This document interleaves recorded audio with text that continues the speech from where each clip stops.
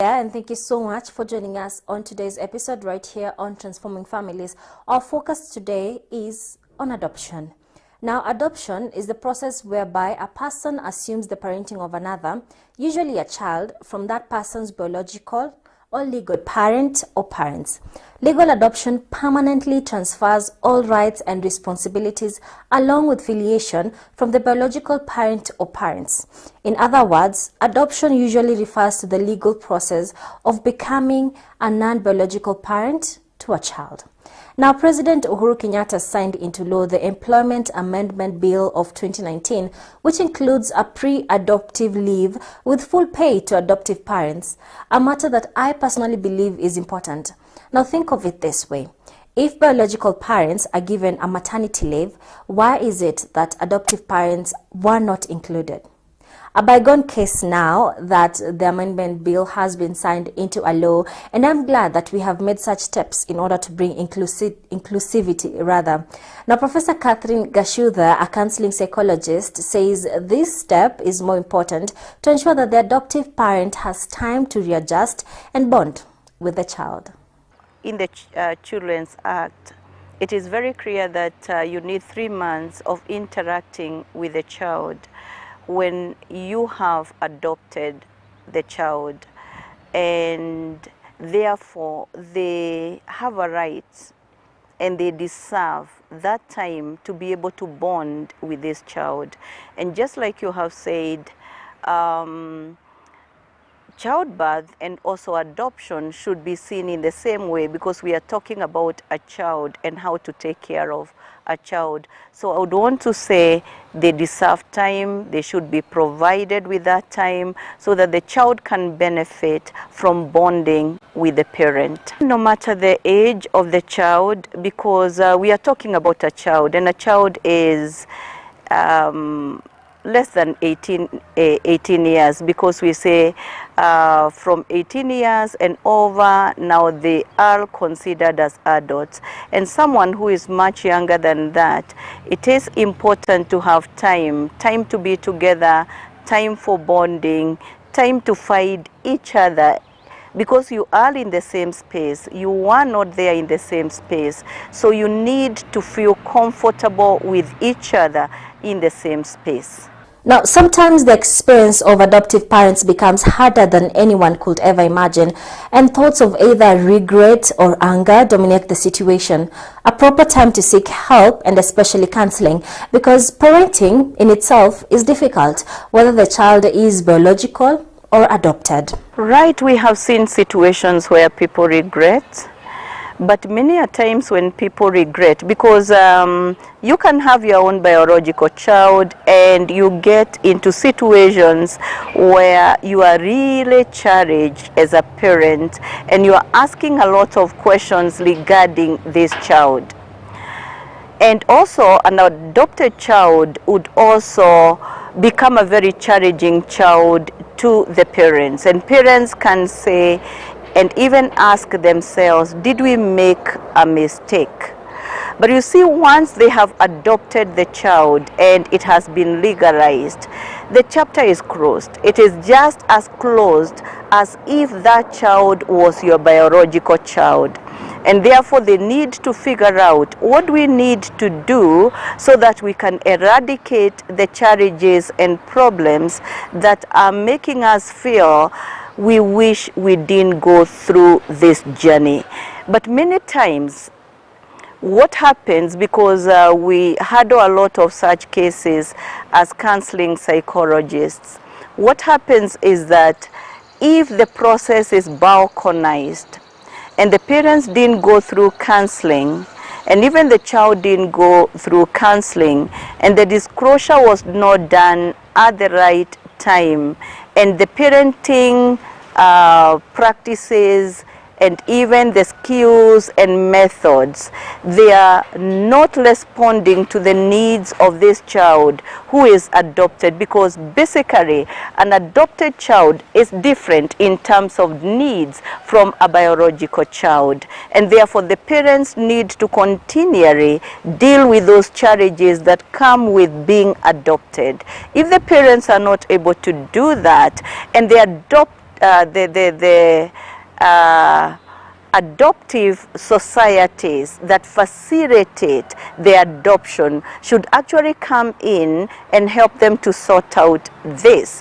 But also the parents can look for professionals who can walk the journey with them until the child stabilizes. So I would want to say yes, there are those moments that come and parents will ask themselves, or a parent can ask himself or herself, why did I allow myself to get into this? With all said and done, dear viewer, the elephant in the room for adoptive parents is when to inform their children or child that they are adopted, especially in cases where the child was adopted as an infant.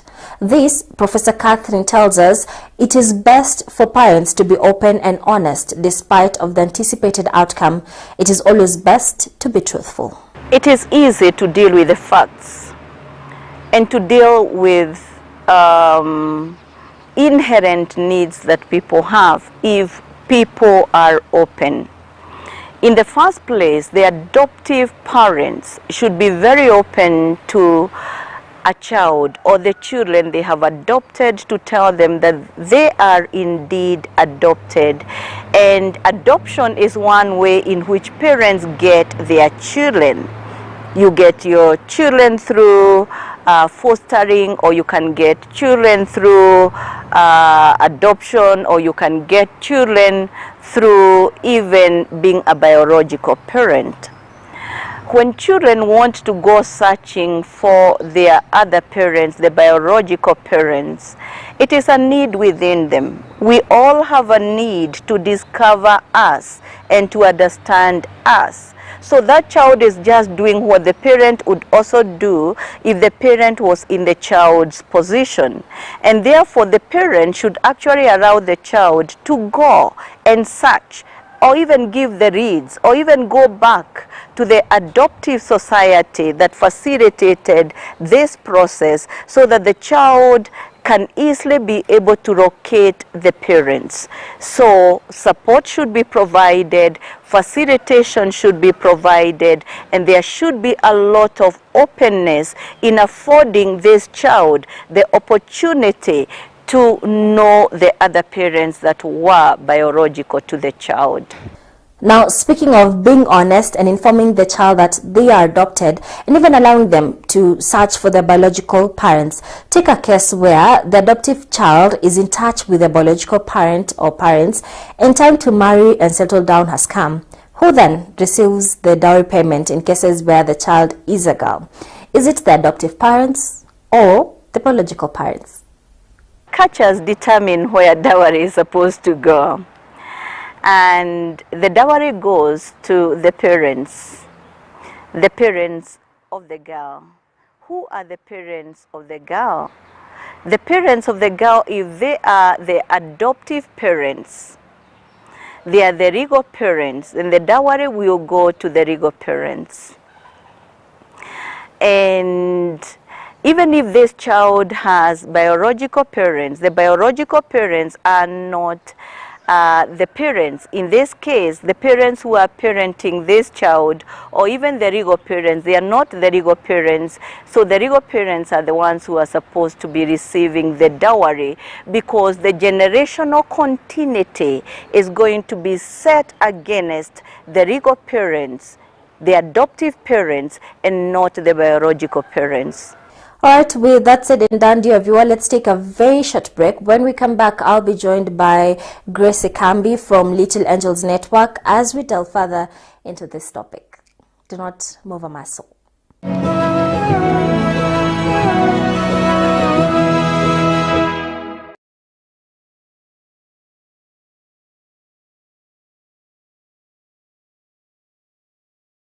Health Nuggets features real people. I'm a survivor of stroke. I was totally incapacitated. Sasa kama hiyo nyumba yangu naona niliuza. Juu ya huyo mtoto tu nimpeleke Mathare. Lazima ujikakamue, uone nani anaweza kukusaidia, umwambie ukweli yako. Highlighting real issues on your health and well-being. Especially for people who are pregnant, I'd advise them to keep off from that farm-bred fish from China. Creates awareness on health matters affecting you. We sometimes treat our cars better than we treat ourselves, right? Because every couple of miles you send it to the garage, right? You don't wait for it to break down. But with our bodies, you wait for the car to break down, as it were, then you say, okay, let me go to the hospital. While good health is not something that you can buy, but be rest assured that health is wealth. Don't miss Health Nuggets every Monday at 7:30 p.m. here on CAC TV. Your health matters.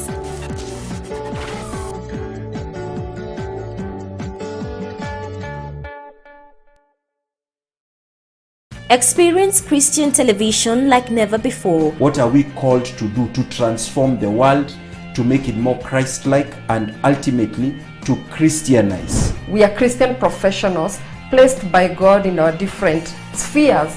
CAC TV brings you news. Ulimwengu unabadilika kwa kasi na kila dakika ya siku kuna jambo unalopaswa kujua. Economic. Ni mmoja tu wa wanabiashara ambao tumezungumza nao mtazamaji. Health. The egg from Kienyeji chicken is very good, and people know that. Be rest assured that health is wealth. Faith, as well as national issues programs to nourish your heart, mind and soul. We can bring the change that we desire in our country. We look into political and governance matters and current affairs matters with a third eye. We are called to multiply disciples. So there has to be disciple makers, and there has to be people that are willing to be those disciples. CAC TV brings it all to you. God bless you.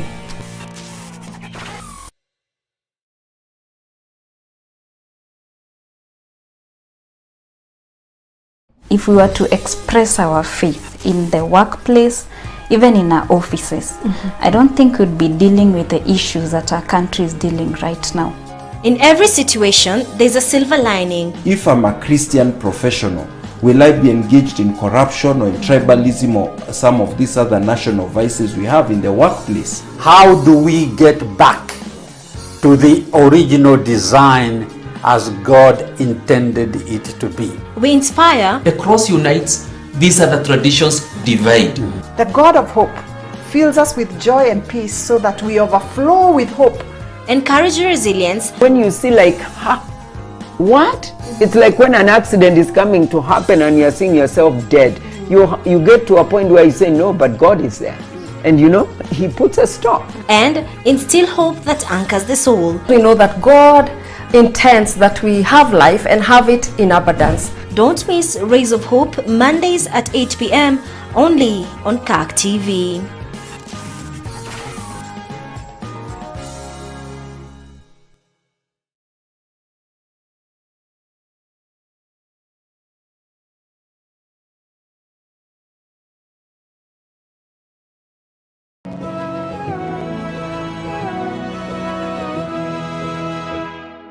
Hello there, and thank you so much for joining us today right here on Transforming Families.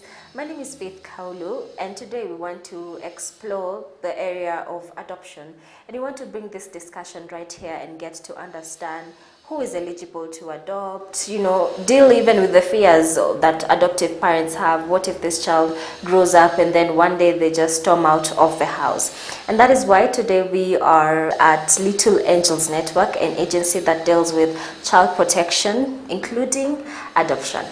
Okay, thank you, Faith, for gracing us with your selves to this organization. I am Grace Ekambi.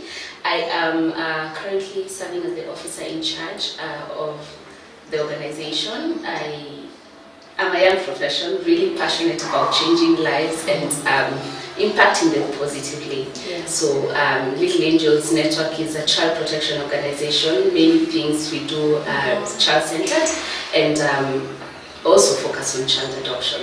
Right. I guess that's why we're here today. Yeah, sure, that's why we're here. Yeah. Let's get right into it and talk about adoption. Briefly, maybe just tell us, according to Little Angels Network, and just generally what is considered a proper adoption. Okay. Well, maybe we could start by saying what adoption is. Yeah, adoption is a very beautiful thing.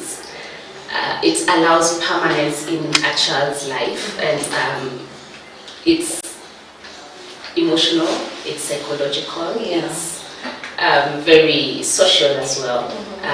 Psychological for the child and also for the parents. But at the end of the day, it's a very beautiful and fulfilling process for a child.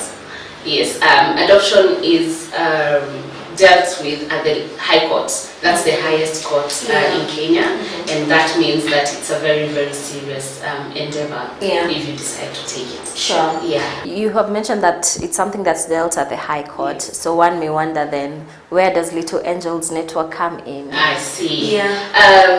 We are the initial stage of an adoption process when clients think about it and decide that they want to start adoption. They visit our office. So there are different processes, rather different stages in adoption. So we handle the pre-assessment stage and the post-placement stage. And we also work with you through the legal stage until you get your adoption order. So by pre-assessment stage, we mean we give you the forms, you decide to go and fill them, bring them back. We conduct an interview. That's called a pre-placement interview, where we just get to know who you are. Remember, it's a social process, so we need to know who you are, when you live, who are your people, do you have a support system, and then we get to do counseling. You need to do a pre-adoption counseling, and then we visit you home, compile this report that is taken to a case committee. That decision will lead you to the next stage, where now you are being placed with the child. So the placement stage requires matching. We need to match you with the child and communicate the match to you. If you're happy with the match, you start bonding with the child in the institution, and then you take the child home. There's a compulsory 3 months fostering period that is required and given by the law that you need to achieve. After the 3 months are done, you begin the legal process. So Little Angels Network is there through the whole the whole process, from when you come to our office with the forms to when you get an adoption order in court. So it's a whole process and that is divided into different stages. It just doesn't happen, you wake up and you want to adopt and then you have the child in your house. All right. So let's look at, you've mentioned that you do interviews before now, I'd say, deeming the person worthy of adopting a child. What factors do you look into? And especially, let's touch on finances. Is it a huge factor that can disqualify one from adopting a child? Imagine no faith. No. Okay, I think I'm also learning, because I used to think, if your finances are bad, then I'm sorry, you can't. All right. No. Tell us about that. Well, we rely on the legal document, the Children Act 2005 at the moment. It stipulates who can adopt, who cannot adopt. So based on the law, people who can adopt are the people who are between the age of 25 and 65 years old. You should not have any criminal record. You should be mentally stable according to the Health Act. So those are basically what has been stipulated in the Act. Section 158 is what we use to place you with a child. So yes, you can have an income as long as you show that you're able to provide for your child. That's all we need. All right. For a child to have a family, live in a family, and get providence. For whatever. That's encouraging. Okay.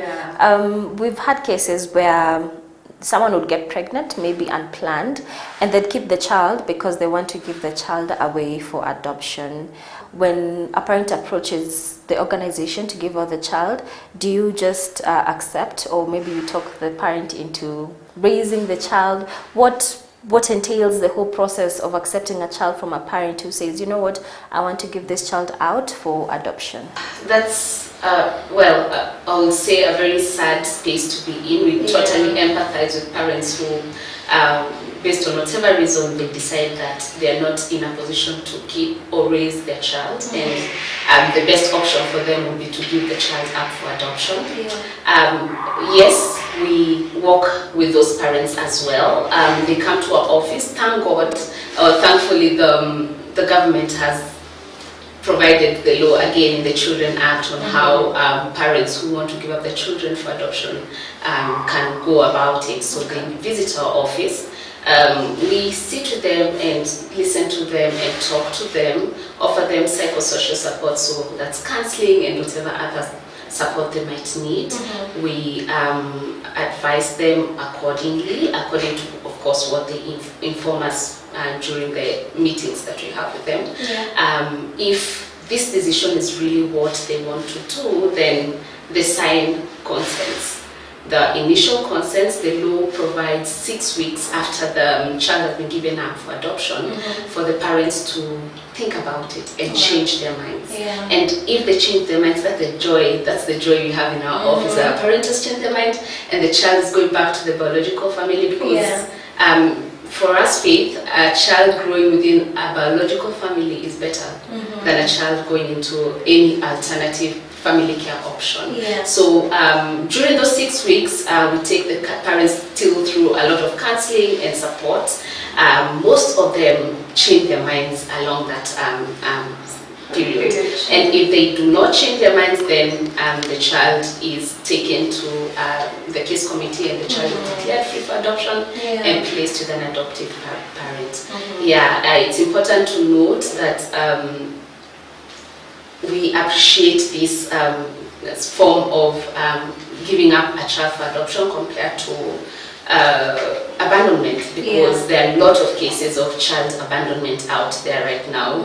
Most are very unsafe, some very harsh.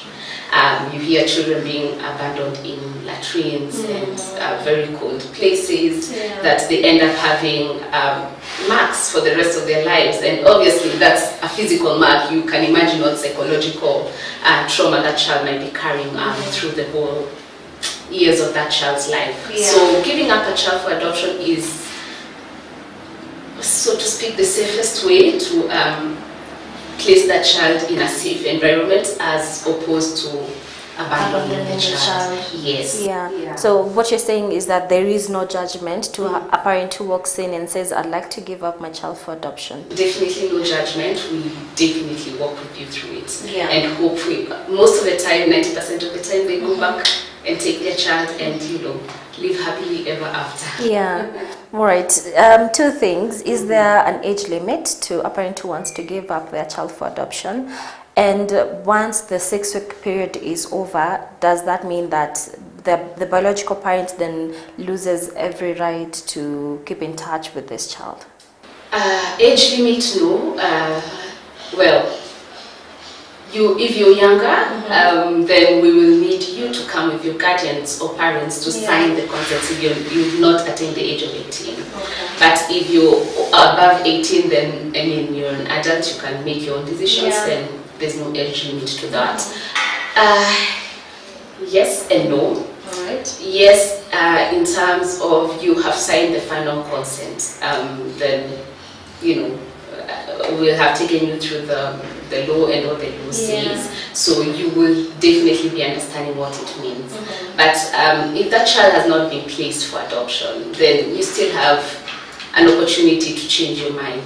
We don't rush to place those children with adoptive families. We try and give as much time as we can to make sure this parent changes their mind. So we do not rush. Remember, like I said earlier, the best place for a child to grow is within the biological family. So we try our best to make sure that this is a dream for every child who walks into our office. But if you change your mind and the process has already gone to court, the adoption order is the final document, so you might not be listened to or heard after the adoption order has been granted to the adoptive parents. But before then you can change your mind. You can change your mind and people can listen. All right. We're talking about adoption and all this, and maybe someone is sitting at home wondering, why really should I adopt a child? Well, like you say, it's a very beautiful process to undertake, really. You're giving a child a family. So remember, it's a child-centered process, so it's not a family being given a child, but it's a child being given a family. So you're giving a child a family, you're giving a child an identity. this child will grow up in a better societal kind of advantage compared to a child who's staying in an institution.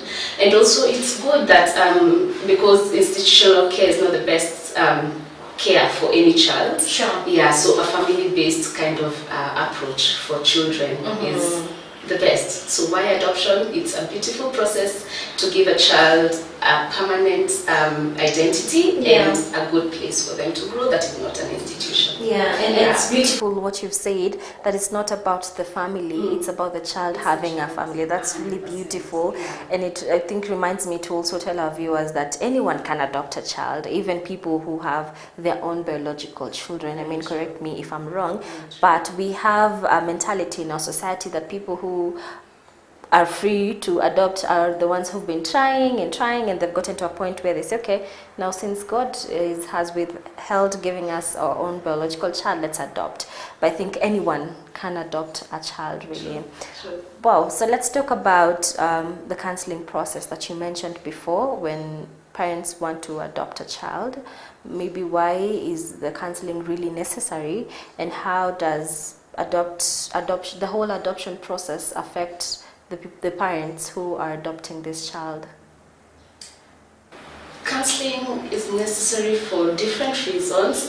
Parents have a lot of questions. By the time you come in here, obviously you already know that this is what you want to do, but you might have those questions that as counseling psychologists might be the best placed person to advise and answer. Yeah. So that's why pre-adoption counseling is necessary for this process.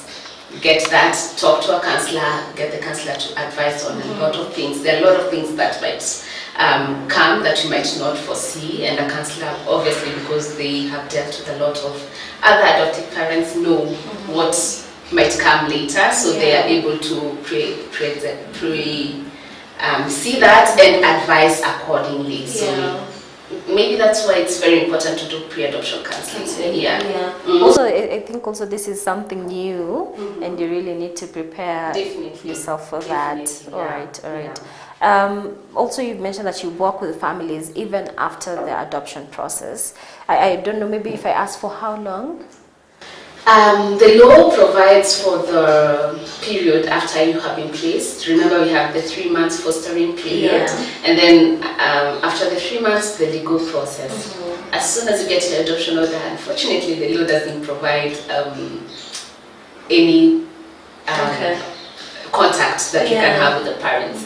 But different organizations have decided to have figured it out and gotten different strategies around it. So we try and get support groups out here to be able to have the parents meet once in a while and talk about their things. So that is basically that. But also a lot of initiatives have come from adoptive parents themselves. They've decided to, form groups, form programs that they talk about adoption and talk about their experiences and encourage each other along the way. So it might not be from us as a society, as an adoption society, but from the parents themselves.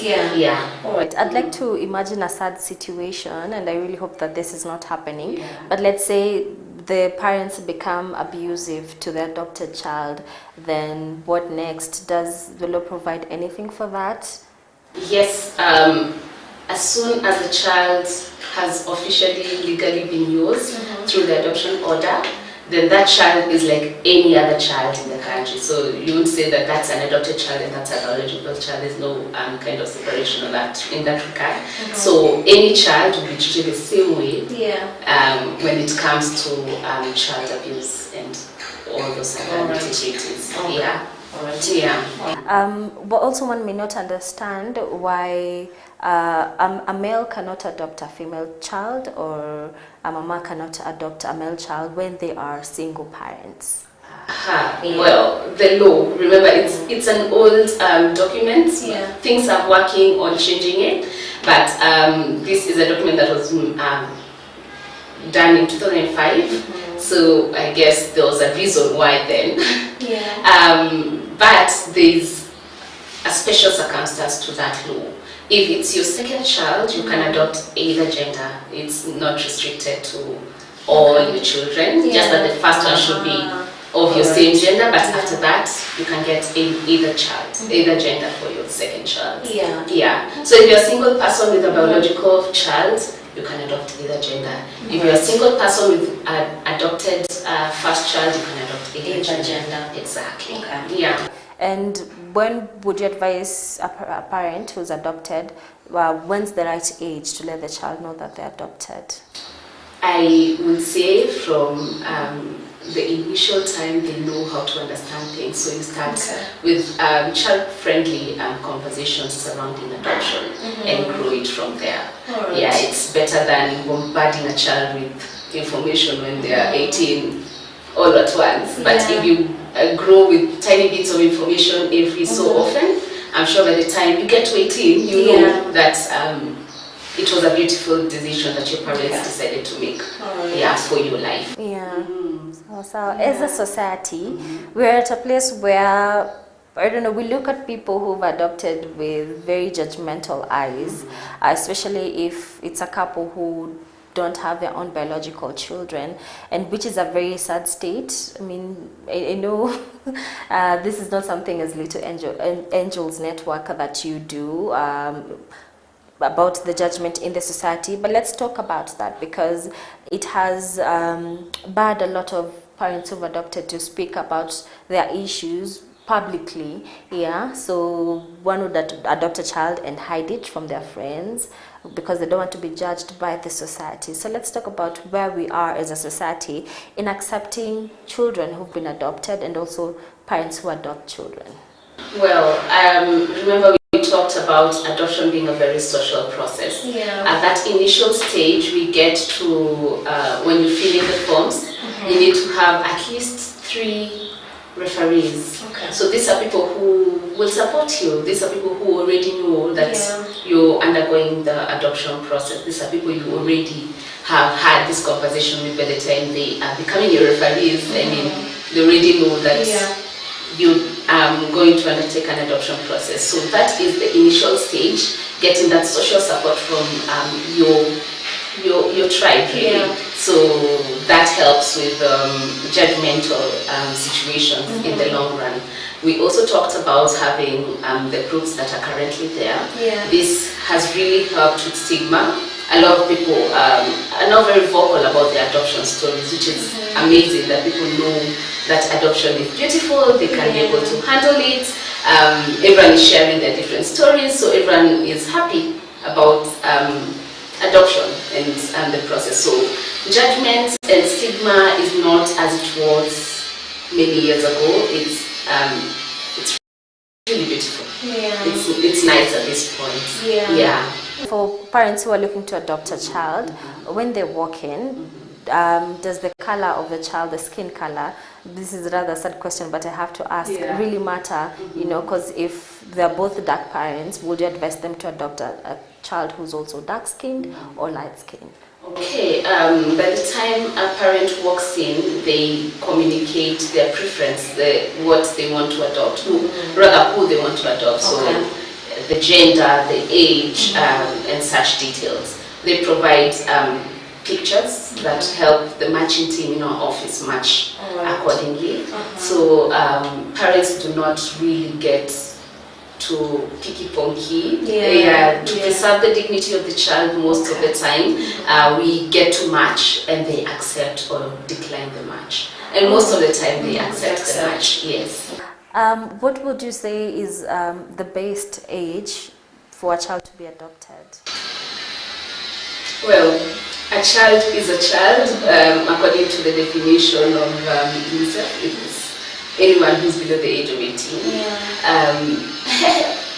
I don't know about the best age, but I'm sure the younger the better when it comes to adoption, at least for me. But people have different preferences. Exactly. Alright, so it's not something that we can say definite a 6-month-old baby. No. Okay. Alright. So maybe what I can answer with that is the youngest child that can be adopted is a 6-month baby for a child who's been abandoned. And for children who've been given up for adoption, maybe at 2 months to 3 months is the youngest that can be adopted. All right, so let's look into a situation where a couple or a parent would want to adopt a child, but then they're not qualified to, according to the law. Maybe there's something that is disqualifying them from being an adoptive parent. How do you handle that situation?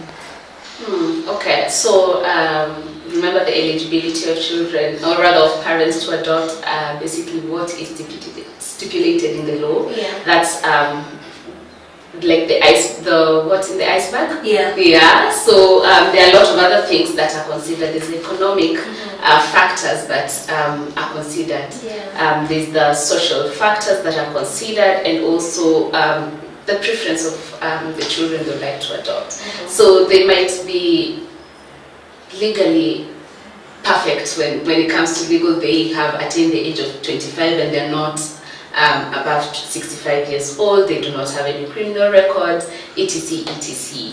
But when you come to the social factors, have they informed their friends? Yeah. Do they have a support system? So for such people, they might be deferred.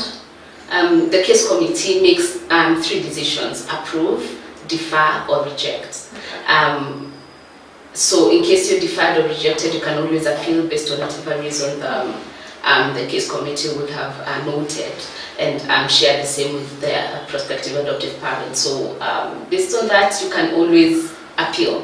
So if it's a social factor, go deal with it by talking to your friends. Your friends can write to the case committee informing them that they have been spoken to and they are in support of the process.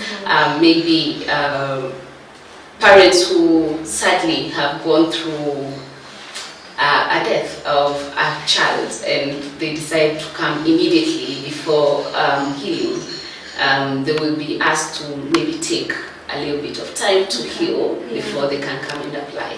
Because that's also that's a social factor. You're not 100% there yet to raise another child. Maybe you're trying to fill a void. So yeah, there are a lot of social factors that can lead to a deferral, but that does not mean that all hope is lost. You can always appeal after you have met whatever advice and requirements the case committee will have provided for you. So take us through in detail the whole process of adoption from the very first stage. Okay. Think about it and decide, I guess adoption is a good idea for this family, so let's visit an adoption society. They come, we take them through what we call an initial interview where we get to know what their motivation is, give them forms to go fill, and they fill and bring them back to us, and then we do the interview and the counseling and the home visit that we talked about earlier, and then we compile a report that is taken to the case committee. In the case committee has a mandate to declare children free for adoption, because not every child who is in an institution is free to be adopted.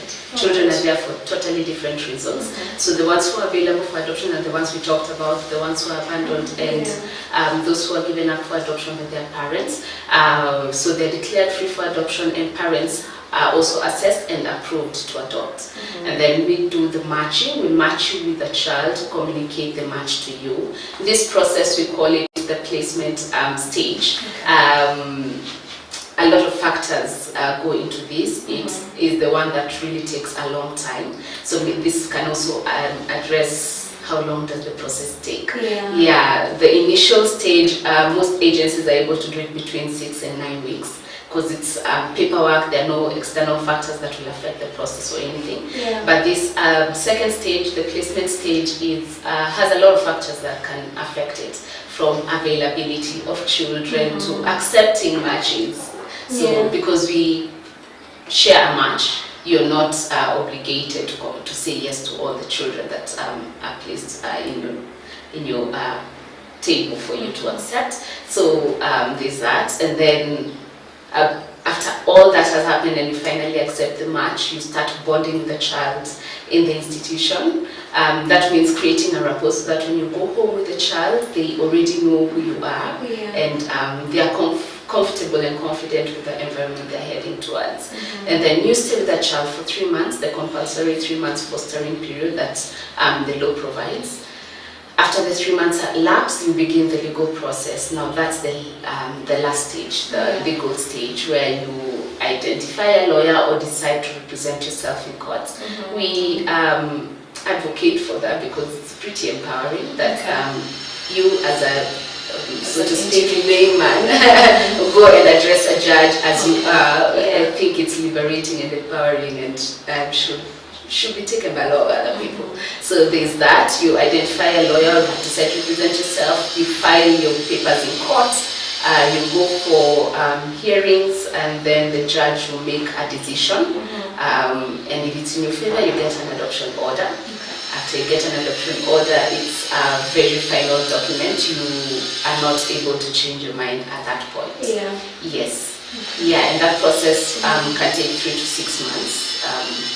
If factors are not there to affect the process. So during this period where you are in court and doing hearings, you still remain with the child under your care? Yes. Okay. Yes. And from the time you pierce the child, you stay with the child up until you get your adoption order and get that child as officially and legally yours.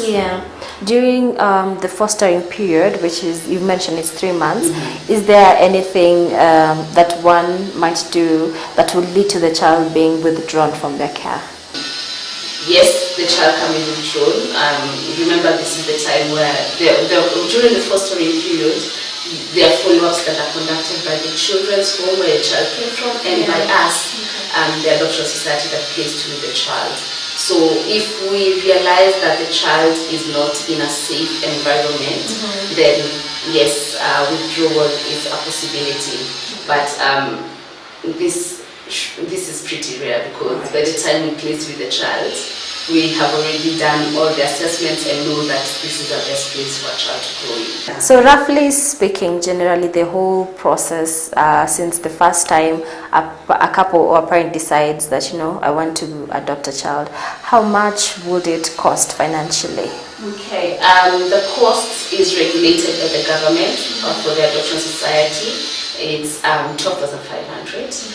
The legal fee varies depending with the law firm that you decide to work with, or court fees if you decide to represent yourself in court. Ranges from 50 to around 150,000. What would you say to parents who are thinking on adopting a child? Basically what I started with. Adoption is beautiful, it's a very noble process. We should all endeavor to undertake it. We are giving a child a permanent family to grow up in, an identity, and what more would a child want? Identity and a family to call their own. So come on, let's all adopt and give children families. I'm really glad that we had this discussion today. I have learned a lot, and I'm glad that we have been able to demystify a lot of myths that are surrounding the whole adoption process and just adoption in our country today. I'd love to leave you with this. Adoption, it's about giving a child a family. Beautiful.